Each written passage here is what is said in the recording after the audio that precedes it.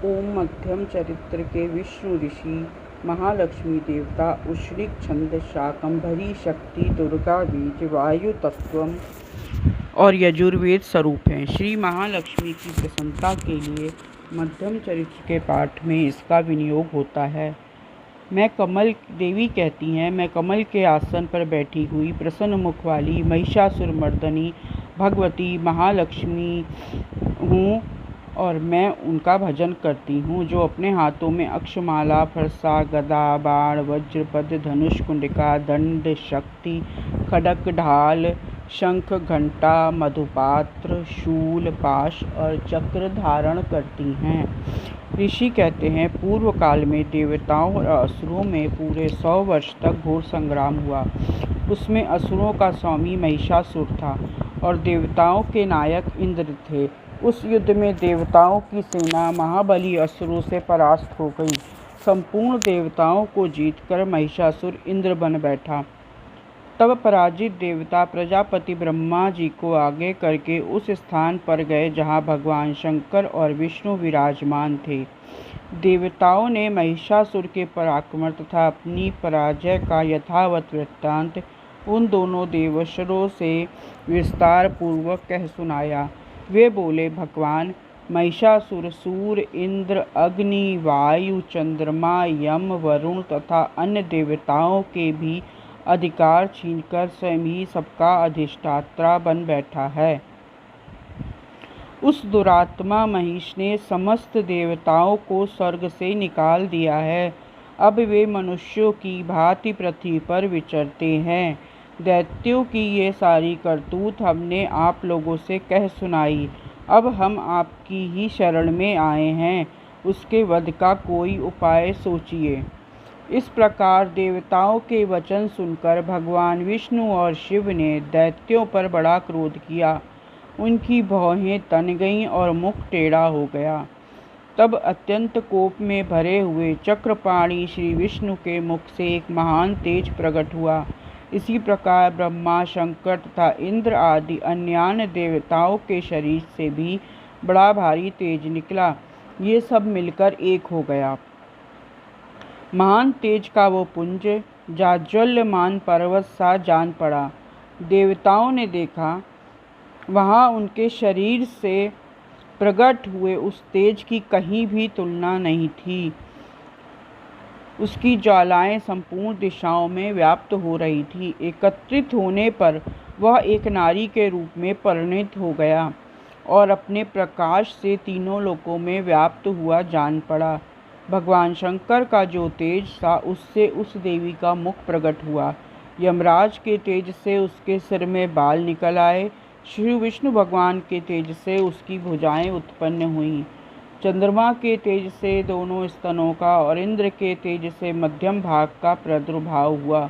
वरुण के तेज से जंघा और पिंडली तथा पृथ्वी के तेज से नितंब भाग प्रकट हुआ। ब्रह्मा के तेज से दोनों चरण और सूर्य के तेज से उसकी अंगुलियां हुईं। वसुओं के तेज से हाथों की उंगलियां और कुबेर के तेज से नासिका प्रकट हुई। उस देवी के दांत प्रजापति के तेज से और तीनों नेत्र अग्नि के तेज से प्रकट हुए। उनकी भौहें संध्या के और कान वायु के तेज से उत्पन्न हुए थे। इस प्रकार अन्य देवताओं के तेज से भी उस कल्याणमयी देवी का आविर्भाव हुआ। तदंतर समस्त देवताओं के तेज पुंज से प्रकट हुई देवी को देखकर महिषासुर के सताए हुए देवता बहुत प्रसन्न हुए। पिनाकधारी भगवान शंकर ने अपने शूल से एक शूल निकालकर उन्हें दिया। फिर भगवान विष्णु ने भी अपने चक्र से चक्र उत्पन्न करके भगवती को अर्पण किया। वरुण ने भी शंख भेंट किया। अग्नि ने उन्हें शक्ति दी। वायु ने धनुष और बाण से भरे हुए 2 तरकस प्रदान किए। सहस्र नेत्रों वाले देवराज इंद्र ने अपने वज्र से वज्र उत्पन्न करके दिया और ऐरावत हाथी से उतारकर एक घंटा भी प्रदान किया।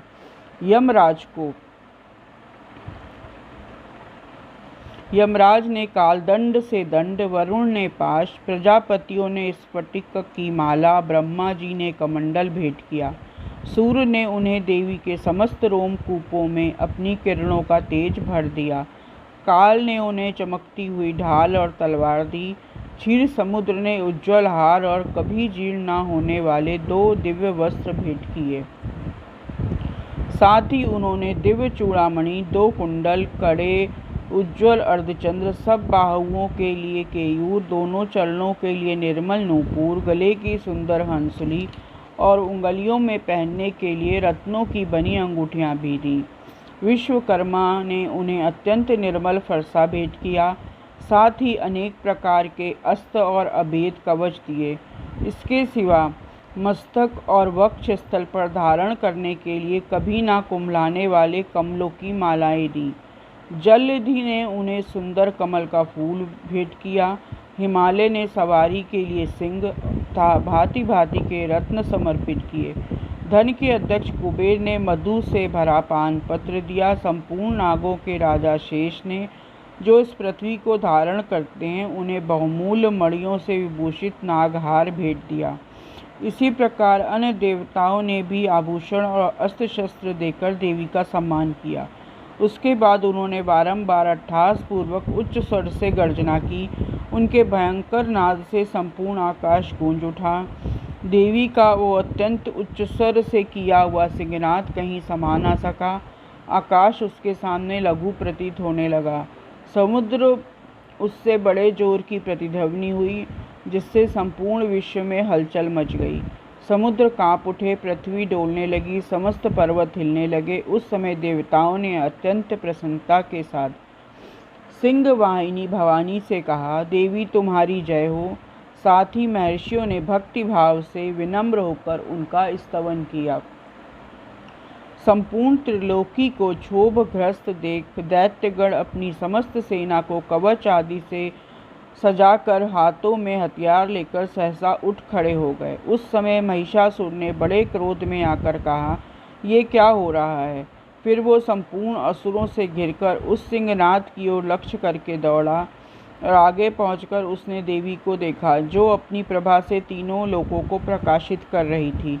उनके चरणों के भार से पृथ्वी दबी जा रही थी। माथे के मुकुट से आकाश में रेखा सी खिंच रही थी। वे अपने धनुष की टंकार से सातों पातालों को क्षुब्ध किए देती थी। देवी अपनी हजारों भुजाओं से संपूर्ण दिशाओं को आच्छादित करके खड़ी थी।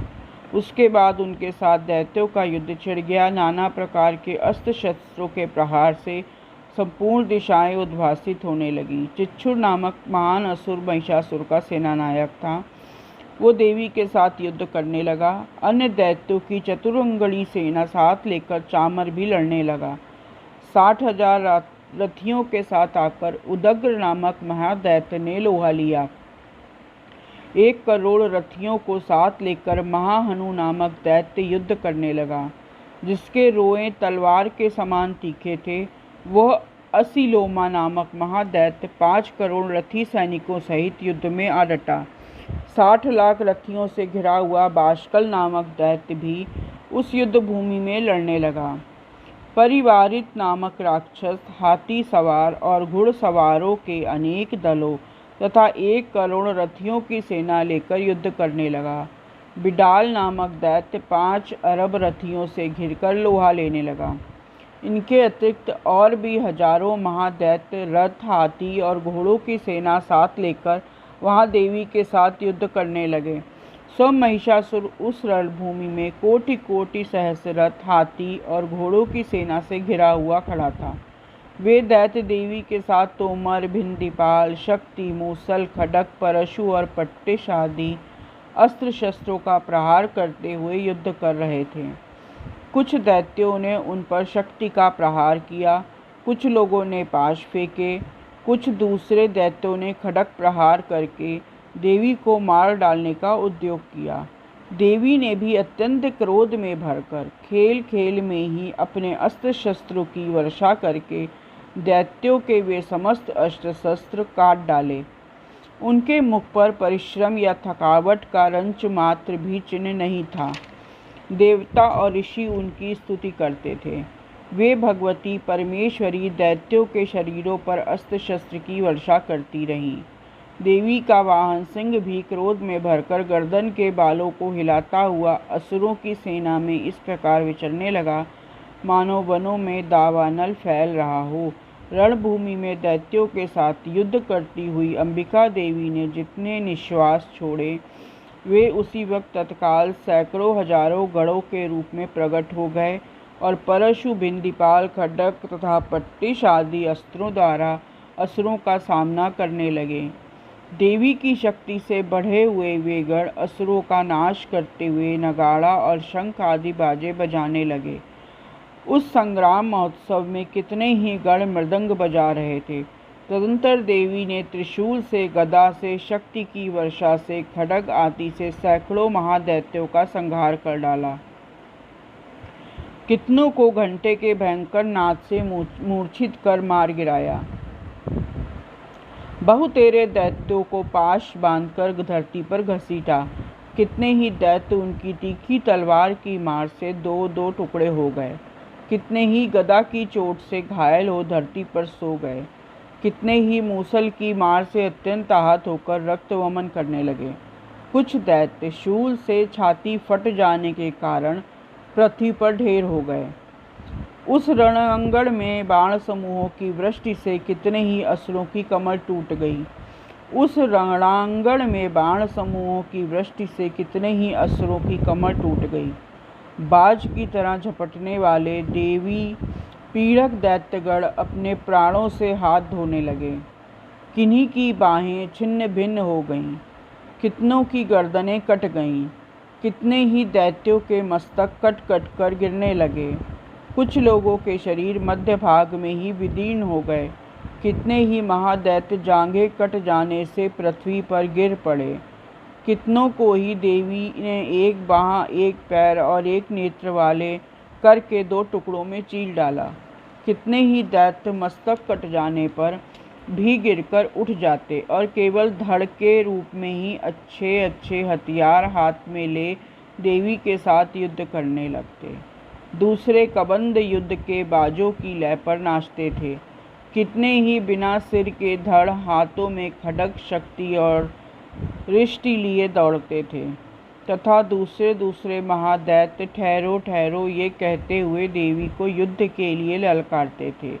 जहाँ वह घोर संग्राम हुआ था, वहाँ की धरती देवी के गिराए हुए रथ, हाथी, घोड़े और असुरों की लाशों से ऐसी पट गई कि वहाँ चलना फिरना संभव हो गया था।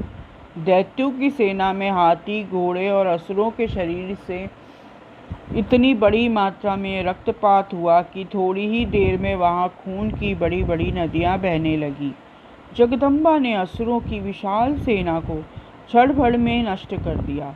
ठीक उसी तरह जैसे तृण और काठ के भारी ढेर को आग कुछ ही क्षणों में भस्म कर देती है, और वो सिंह भी गर्दन के बालों को हिला हिलाकर जोर जोर से गर्जना करता हुआ दैत्यों के शरीर से मानो उनके प्राण चुने लेता था।